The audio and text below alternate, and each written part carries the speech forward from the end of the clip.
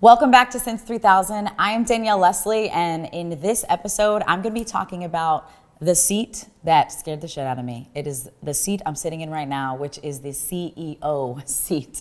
When I grew this business, I became the CEO by default, and I found myself a little lost and intimidated by this chief executive officer I had been fed by others. And I want to share with you in this episode how I redefined the role for myself as a CIO. So you'll hear what exactly that means, and I can't wait to share more about my philosophy. Let's go.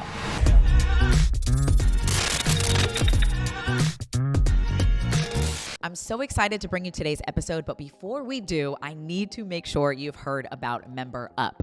So community-driven products are the future, but Facebook groups are a thing of the past. And after 10 plus years in the online education space, I've taken all my learnings and I've built this incredible platform, Member Up.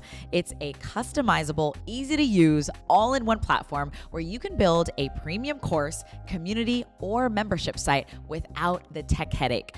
Gone are the days of having to duct tape together your content, your community, your payments, all on different platforms. I want you to do me a favor, do yourself a favor, and head over right now to memberup.com/Danielle. And you can get started for free today. I promise you, I can't wait for you to see this platform. It's beautiful. Okay, the design is amazing. Your community is going to feel at home here, and you are going to take pride in your online business. It is the place to start. Head over to memberup.com/Danielle. Now let's get into the episode. So I think one of the biggest questions I get as you're growing your business is, how do I become a CEO? And there's a lot of questions about the CEO identity. And I've seen an evolution of what that means for me, and I hope this can be helpful for you as you're navigating your identity. Because really, that's where it begins and ends, is your identity and who you see yourself as, how you articulate that, because that translates to others around you. So in growing and scaling my business, the first version of CEO was the Chief Executive Officer. And it's this identity, this term that is given to us, fed to us, that we accept as our truth. And that's what I did for a long time. And what it looked like for me was this almost unachievable level of authority, leadership, which that word still doesn't resonate with me. If you think about the masculine energy and feminine energy, it was a very masculine energy. I thought of CEO, chief executive, as a structured, predictable, step 1, step 2, step 3, you lead in this way, you set these things. It is a step by step by step by step. And I found myself in a lot of resistance. I tried really hard to be this chief executive officer. What that looked like in the beginning was the spreadsheets, it was setting the numbers, it was all those things, which are excellent. And then I kept running into these things that weren't vibing with me, and I knew they weren't vibing because I wasn't excelling as myself. So most recently, I redefined what CEO was, and I encourage you to do the same. Regardless of what size your business is, your empire, your freelancing business, whatever it is, even in your own life, I encourage you to define it for yourself. And so how I have redefined it, as I am not a CEO, I'm a CIO. And for me, CIO means I'm a chief inspiration officer, I'm a chief innovation officer, and a chief investment officer. And each of those identities play a different role, and each of those identities are me naturally when I'm operating in my design. And that's really enabled me to lead my team in a new way with less resistance that's more by design. And it's more me embracing the feminine energy, which is freedom, liberation, creativity, passion, and it's where the quantum leaps lie. It is collapsing time on itself. It's not telling yourself, if this, then that. I've got to do this in order to do this. This person before me did this, so I have to do this exact thing that exact way. What it is embracing who you are in your design, in your essence. So when we talk about a chief inspiration officer, for me, that is my role, is to keep myself inspired. And when I'm inspired, I'm in the flow state. And that's everything from what I put on in the morning. I mean, when's the last time you saw a CEO like this? Hello. You know what I'm saying? We got the pearls, we got the whatever, we ripped jeans. Okay, like all of the hookah. Hello?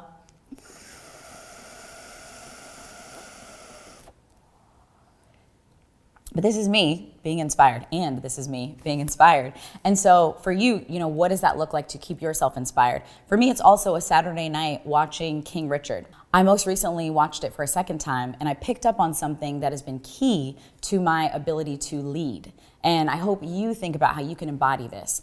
So in King Richard, there's a moment where his daughter, it's Venus in this scene, and she's being interviewed, and I think she's about 13 or so, 12 at the time.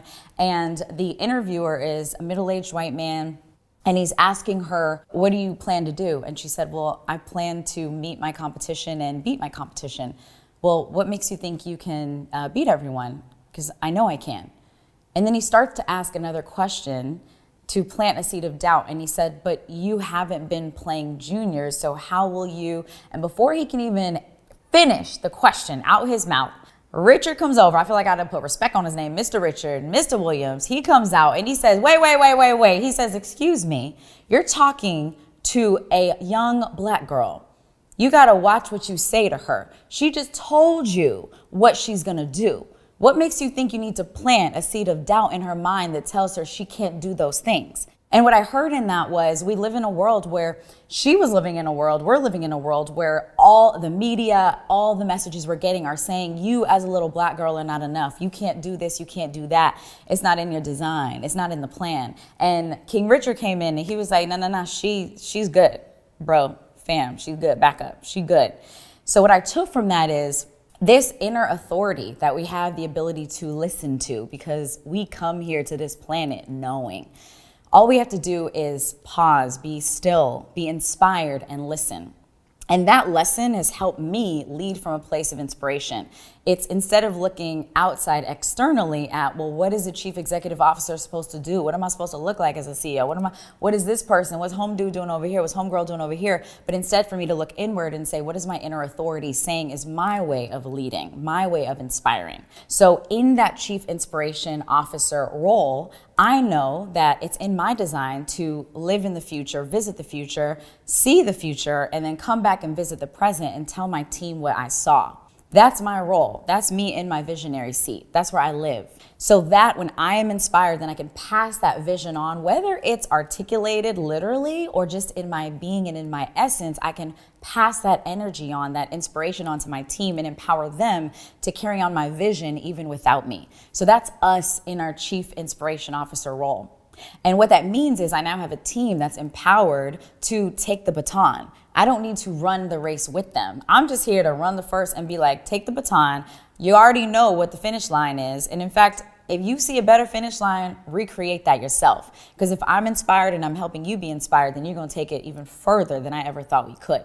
So that's how I've really empowered my team. And that gets into role clarity. So before I thought as a CEO, all right, we got to do our role scorecards. We've got to be very specific. And now I'm taking into account, well, who are the players who are taking the baton? Let's think about when are they most inspired? What's the environment we can help create for them? And they are recreating, redefining their role. And guess what? What they are creating is way beyond what I thought we needed or we could use. And therefore, that lends to the second piece of CIO, which is the Chief Innovation Officer. So it's my role to live in that future and think about what is next. And the what is next is not what is the B to the A, but it is what is the double A, what is the double Z, what is the 1, 2, 3, what's pi, 3.14, I don't know the rest of the digits, pi is long. But we're going for pi. That was what innovation is. It is that collapsing of time, the quantum leap. How can we take something from this dimension, because we're living in all the dimensions, if we allow ourselves to access that?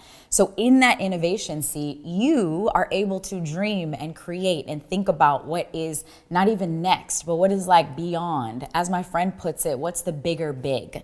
I think we're taught to think big, and the thinking big sometimes can be limiting because we're like, okay, well, A, then B. So maybe we could get to D. But I'm like, nah, the bigger big is the quantum. It's in the quantum field. It's the unimaginable that we can make imaginable with our imagination when we're innovating. And that's where you borrow from different industries. So me having a course business and now getting into Web3 NFTs, I can now think about how can we turn this into an NFT? How can we take this idea of transparency and ownership and community from Web3, from NFTs, and how can we put that and couple that with our course business, with Web 2. So you, when you're in innovation, borrow from King Richard, the films you're watching at night. Borrow from Genius, from Kanye, watching him be in flow. Borrow from the NFTs and the Web 3. Borrow from the cannabis industry. Whatever you're into, borrow from that and incorporate it. So in our team meetings, for instance, we often open it with one word. What is one word for how you're feeling right now? And that sets the energy tone, that sets the frequency. And that's a reminder that it starts with our body, us being connected, it starts here. And that's where innovation comes from. When you're vibrating at a higher frequency because you're being connected with your body, your feelings. I'm feeling elated, I'm feeling elevated. I'm feeling excited. I'm feeling enthusiastic. I'm feeling light and bright. That's where the innovation comes from. And then the last piece, investment. So as the chief investment officer, you are really looking at where you're putting your money and what that is yielding you. And that traverses everything. So a lot of times we start with the people, right? We've got people, product, profit. So with the people, if you start there, you're looking at, I'm bringing this person on, and a lot of times we'll get stuck on, okay, they're gonna be $3K a month. Whew, that's gonna be a lot. Here's what I invite you to look at. When you bring in that person, and let's say that they are a marketing person, when you bring in that person, you're asking yourself, okay, we're gonna be paying them $3K. So as the chief investment officer, you are asking yourself, how can we get the biggest return on that investment?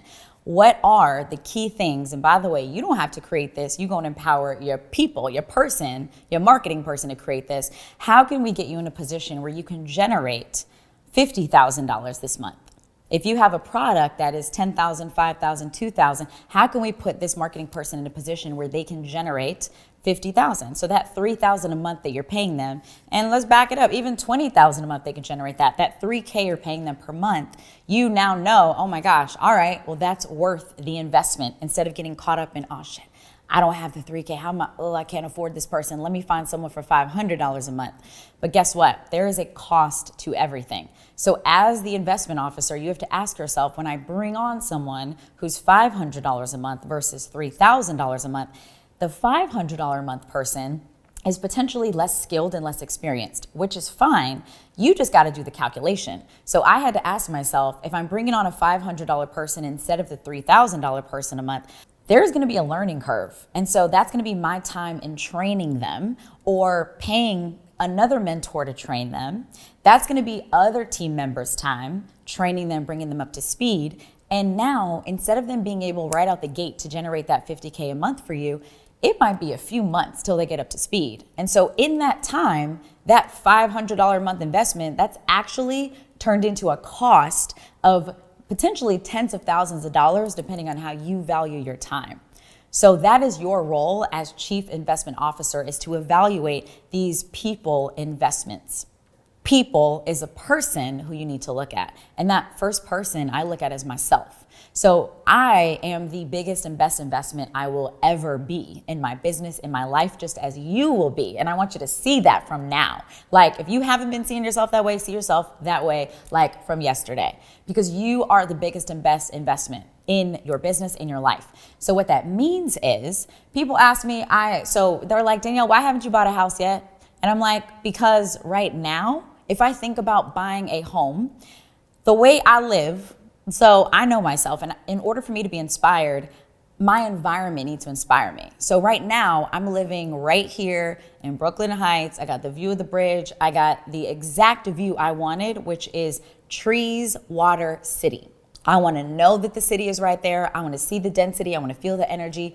But before I feel that, I want to feel grounded. And I want to know that I have the trees and I have the ancestors and all the generations right there accessible. I got a front lawn I can go on to, and then I can see the water. I can see the sunset. And I know that fuels me. And so I know that my standard of living at this point means if I want a home that's commensurate with where I am now, that's probably going to be, and I want to be in a city that I love, that's probably going to be $2 million minimum. right? Maybe 3, maybe 4, but let's say $2 million minimum. And my starting investment for that is gonna be a lot of cash. If we're talking about a 20% investment, what is that? $400,000 in cash. Do I got it? Yeah, you know I got it. However, do I wanna put 400 grand in cash on that one thing? Nah. So because of that, I say, you know what I'll do instead is rent. And I'm gonna find a place where I'm living, and it might be 10K a month, it might be 16K a month, but I'm living in a place where I know that this is a place that is my corporate headquarters. So one thing you want to get smart about as the chief investment officer is, how do these investments align with my business? How am I setting up my business to support my lifestyle and what I need to feel inspired? So in this space, this is my corporate headquarters. When you are a CEO, a traditional CEO of a Fortune 500 company, there might be corporate headquarters that are, guess what, covered by the company. The whole thing is written off. So if you're a CEO and you're living in corporate headquarters at a Fortune 500 and your rent every month is $10,000 a month, because they know in order to retain you, they need to put you up in nice places. And they know that for you to be inspired and show up every day as the boss you are as a CEO, they need to put you in a nice place. And they're like, all right, we're going to write that off on the business. You can do the same. That is the beautiful thing about running your own business. That's why we get into it. This is the secrets of the wealthy. So now you have a corporate headquarters, AKA your home, and also your corporate headquarters, where I do my CEO masterminds, I do my retreats, I bring my team here. We film things like this. We in my living room, by the way. This is now a complete business write-off. Nah, it's not about, oh, I'm only using a third of my apartment, so I can only write off a third of it. Now the whole space is being used. We got a photo booth upstairs. We got everything, my office. So this is the corporate headquarters. This is where our team comes to work. That is a business write-off, and that is a worthwhile investment, right? So these are things you want to think about. Other things, I think about what does my team look like? Like, what do I need to be in proximity to show up as the best version of me? Because when I'm the best version of me, when I invest in myself as the biggest and best investment, then I can 10x, 100x our earnings this year. So what that looks like is me having a stylist who I can collaborate with at the beginning of every month. And we can say, this is my vibe this month. I want to feel like this. And we collaborate and create outfits and create things that I can show up as. And that is a part of the business. It's wardrobe for things like this. And then we have my personal trainer in order for me to show up as my best self. That's keeping my body aligned. That's keeping me in connection with it. That's keeping the adrenaline up and everything. The dopamine rush, all the technical terms, scientific terms. But that's what we're doing. That's another business investment, right? Because you are the CIO or CEO or whatever you deem yourself, whatever identity you choose. So all of these things are investments that you get to evaluate. So I want you to take the time to ask yourself, what are those investments that I may have overlooked? So you may get a personal chef, because a personal chef is someone you can have on your staff, and that is a write-off. That is someone you're employing. That is a business expense. They're coming in and they're cooking. Guess what? They could cook you vegan food, right? This is an opportunity for you to reimagine what your diet is like, because your internal environment creates who you are. So maybe you want to have them do vegan meals. Maybe they're more healthy. Maybe they are gluten-free. Whatever you want to do, less sugar, no processed foods. You can now have a personal chef on your staff who creates that for you. So all of these things, to an event planner who's going to plan a monthly dinner series where you bring in luminaries and influencers who you want to connect with. That's a part of your business. That's fueling you. That's business development. That's putting you in proximity with amazing people. These are all things you get to evaluate in that chief investment officer seat. So I want you to open your mind to all the opportunities. Another thing that happens when you invest in people, I'm going to show you. I got it in my pocket.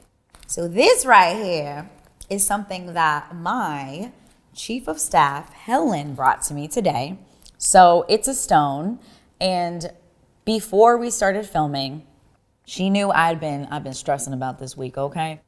And she's amazing. She brings me this stone and she says, I have been meditating with this stone for a long time.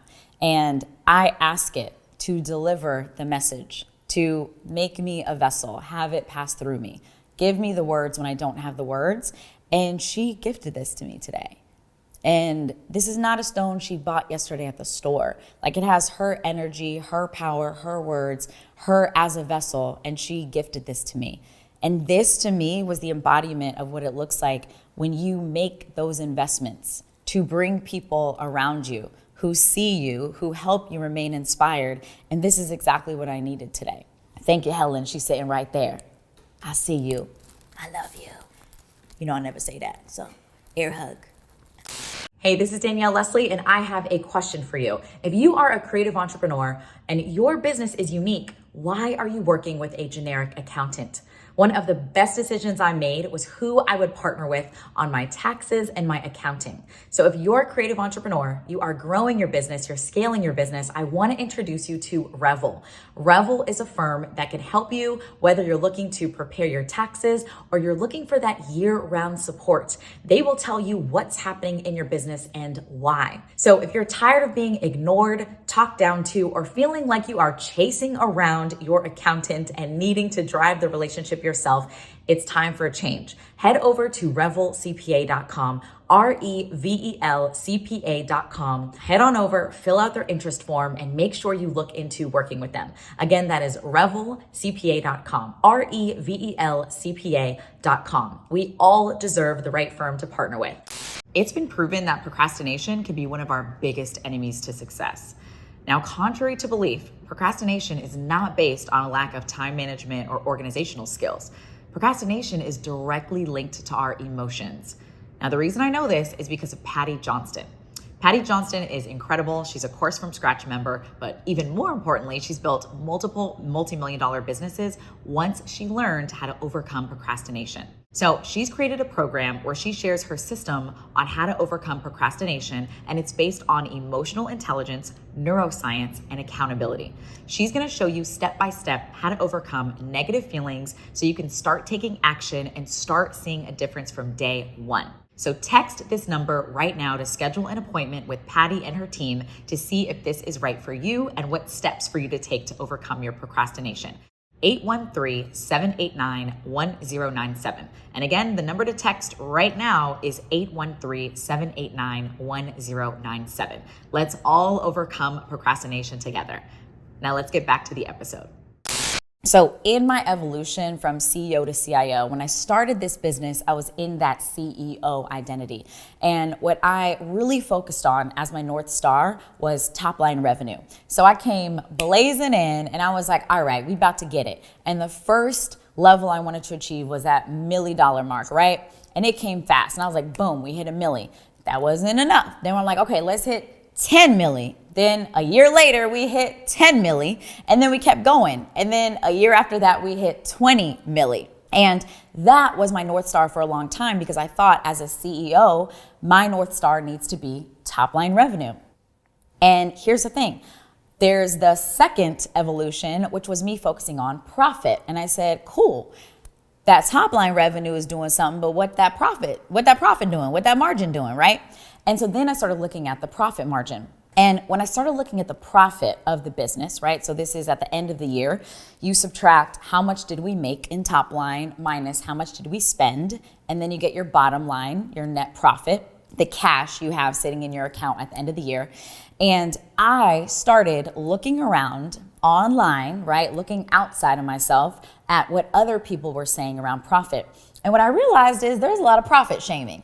And it sounded great at first, right? We had a lot of people in the market saying, you know, well, you making millies, but like, how much are you making in profit? Because if you're not making 50% in profit, then what are you doing? And then other people were like, well, I'm making 40% in profit and I'm better than you. And I realized like, you know, I thought that focusing on profit was the next North Star and that was the next big thing without asking myself, well, why?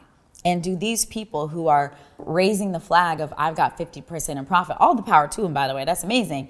I know for me though, I had to ask myself, but why? Like, why is the 50% profit margin? Why is having $500,000 in cash? Why is having $3 million in cash at the end of the year in December sitting in my account important?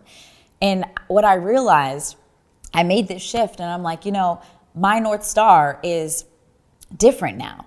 So when I think about the profit, I'm like, well, what do I want to do with that? I actually want to keep pouring back into the community that gave so much back to me. So for me, in my CIO seat, me evaluating the investments, I'm asking myself, how can we take this and reinvest it? So instead of being I want to encourage you when you're thinking about profit and you're seeing all these people, top line revenue, profit, I want you to just sit in your why. Like, why is it important for you? What will you do with that money? Will you start a foundation?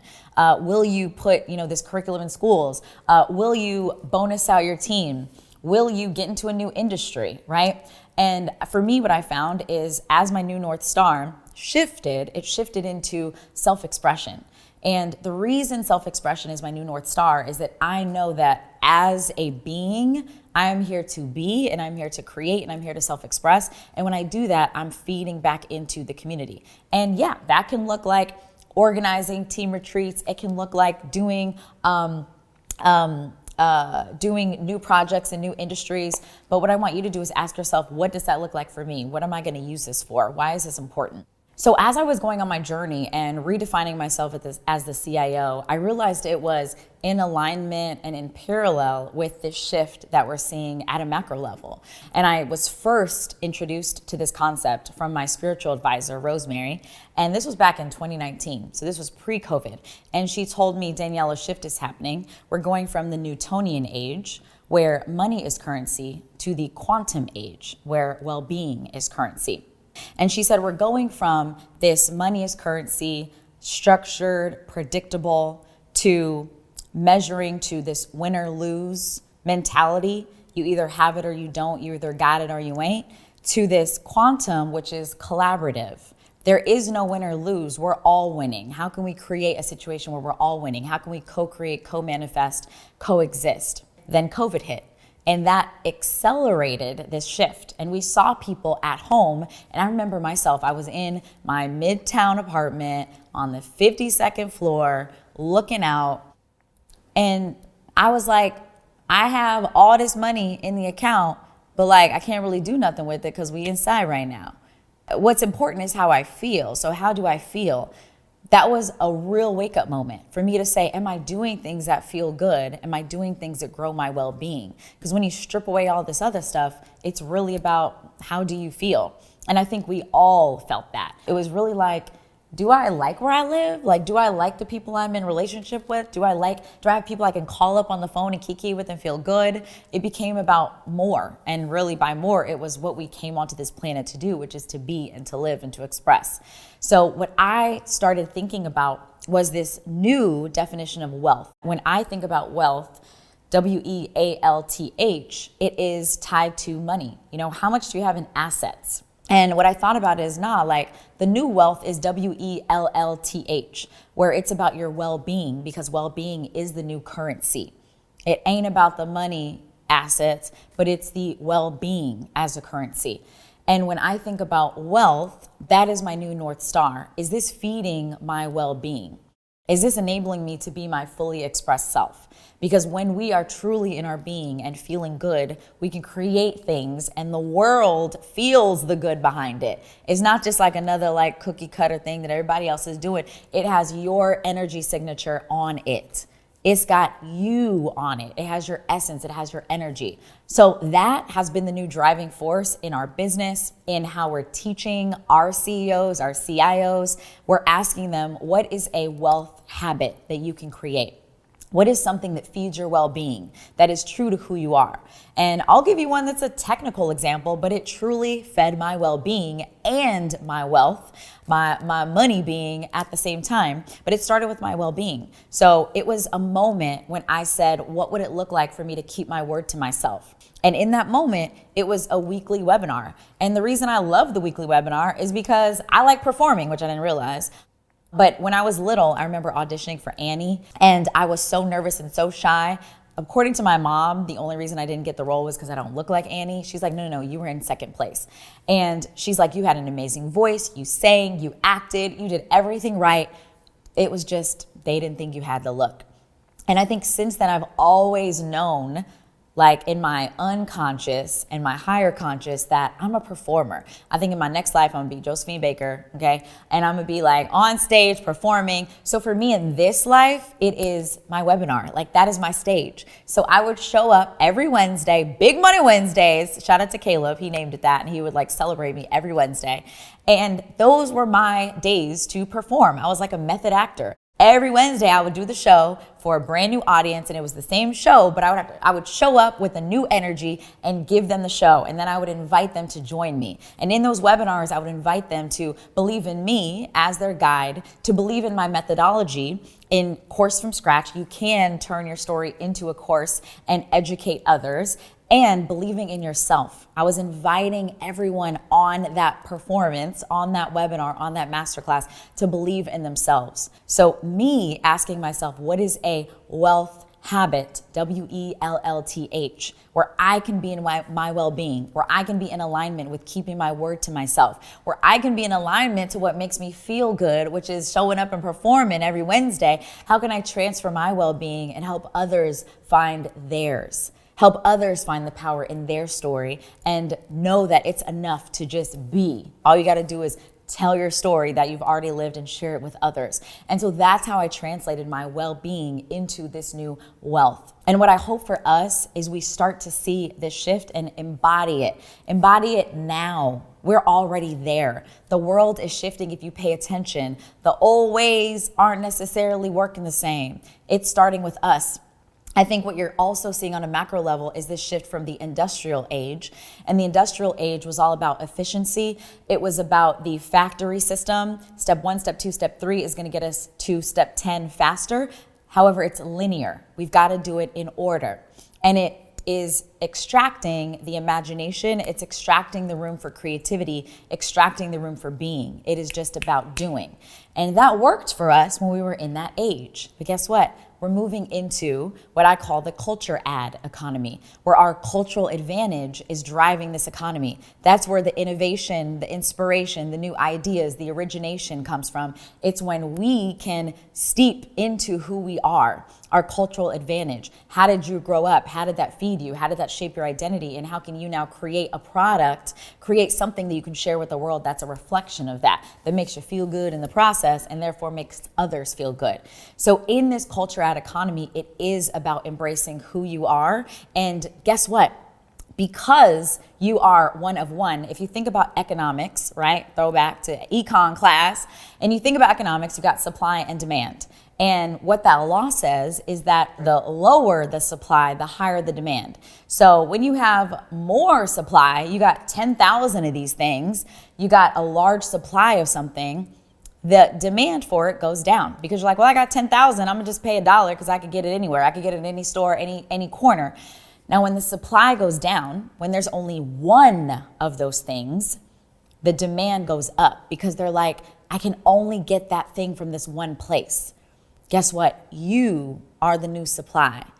Like, get higher in your own supply because you are one of one. And when you embrace your culture ad and recognize that your supply is low, meaning it's one, there is only one place to get you. And that means the demand for you, as long as you own that you are one of one, you own your culture ad, you own the fact that we're in this economy that rewards you for being different, rewards you for being you, your demand goes up. You can ask for a premium price. More importantly, you can be selective about who you put in proximity with yourself, who you bring into your circle, who you educate, who you share your gifts with. But that is the reality of where we are. And I want to invite you to embrace that like yesterday because we already there. And the people who have figured this out, they are building empires on being themselves. Listen, sometimes life be lifing and we do not know what's coming down that road next. Well, that's what happened to me in 2016 when I was unexpectedly laid off from my job. And I was 6 figures in student loan debt. I had no savings and I didn't know what was going to happen next. Now, luckily, I had this little voice inside of me at that time that I couldn't ignore. And it was telling me to take the leap. It was saying, use this as your opportunity to build your business. Use this as your opportunity to create your dream life. And so I believe that life happens for us, not to us. And that nudge in my spirit, I should listen to it. Luckily, I did. Fast forward to today, I have a business that's made over $20 million, and I've helped over 10,000 people create their online businesses and their dream lives. So do you want to learn how to turn your story into an online product and launch in 30 days? Head on over to coursefromscratch.com/since3000. I want you to join us on this journey so you can listen to that little voice inside of you too. So go now, do yourself a favor, coursefromscratch.com/since3000.